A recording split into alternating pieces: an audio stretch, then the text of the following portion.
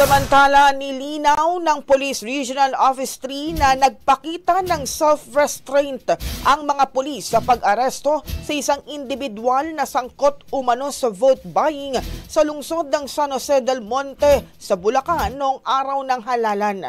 Ayon kay Pro3 Regional Director Brigadier General Jean Fajardo, walang katotohanan ang mga alegasyong pinaglupitan o sinaktan ng mga pulis ang suspect na makikitang ayaw sumama sa viral video ng insidente. Base sa ulat ng San Jose del Monte City Police Station, bandang hapon noong araw ng botohan nang makatanggap ng tip mula sa isang concerned citizen kaugnay sa isang sasakyang umiikot sa paligid ng Tungkong Mangga Elementary School.